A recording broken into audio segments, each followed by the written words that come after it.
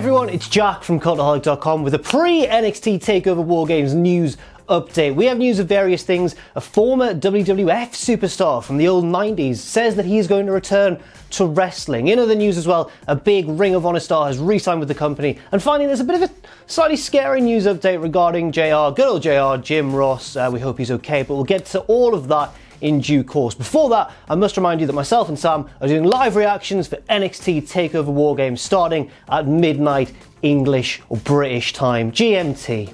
When the main show starts, you know what I mean. Let's get into the news. So, first and foremost, yes, a former WWE star from the old 1990s has claimed on Twitter that he is going to return to wrestling. And that man is none other than also former UFC star Ken Shamrock. Shamrock's tweet basically, I'm not going to try and read it out because it's a bit messy with the old punctuation and the spelling and everything, and the grammar, and just everything about it's hideous. As a writer myself, I'm a little bit pained to look at it, but basically, Shamrock has said that he is going to return to wrestling and everyone better watch out, and he's coming for the heavyweight belt, which I guess means belt, which I guess means title, which I guess means championship. The heavyweight one.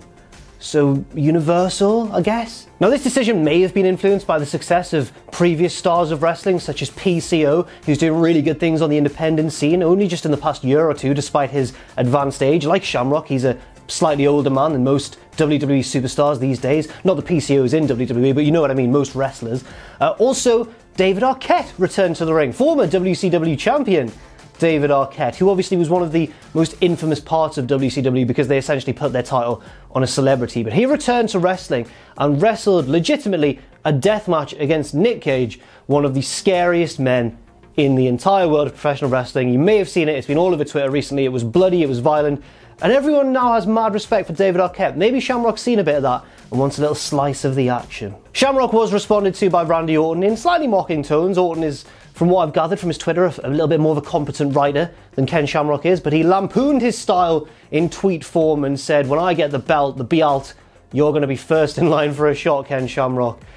Who knows whether Shamrock's being serious? Who knows which promotion he's going to potentially aim for? I know that, you know, he's a big enough name that several indie promotions in America, particularly like the Joey Janela-y ones, the ones that got David Arquette involved, may well be interested in getting Shamrock back. I honestly think he was one of the more underrated wrestlers of the Attitude Era, despite coming from the world of mixed martial arts. He seemed to transition really well into professional wrestling, but who knows how good he is now at a slightly older age. Slightly older, it's been like 20 years. In other news, a big Ring of Honor star has extended his deal with the promotion, signing a new contract, and with guys moving all over the place to New Japan, guys really want to dedicate their future to New Japan, like by the sounds of it through the grapevine, guys moving to WWE all the time, guys being snapped up, guys going back to Impact and that sort of thing. It's always reassuring for Ring of Honor to have one of their big names pledge their future to the promotion, and that man is none other than the current ROH World Champion, Jay Lethal. According to PW Insider, Lethal's deal was set to expire at the end of 2018, but that is no longer the case. He has re-signed, and we'll see plenty more of him in ROH, including his next title defense at Final Battle in December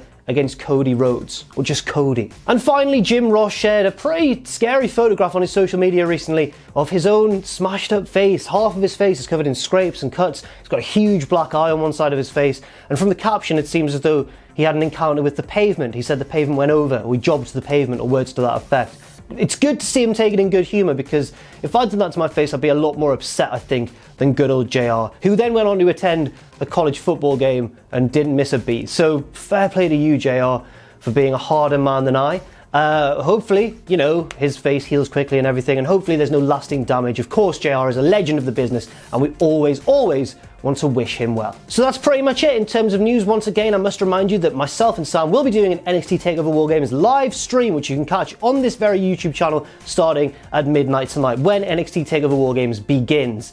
The belt's on the line, we've made predictions, we differ on the War Games match. It's going to be tremendously exciting and tremendously fun, so do check it out as you tune in to the WWE Network. Thanks once again for watching. I have been Jack from Cultaholic.com. You can follow me on Twitter if you want to Jack the Jobber. You can follow all of us at Cultaholic, and check out our Patreon as well, patreon.com/Cultaholic. And never forget, of course, if you haven't already, to hit subscribe and to join us.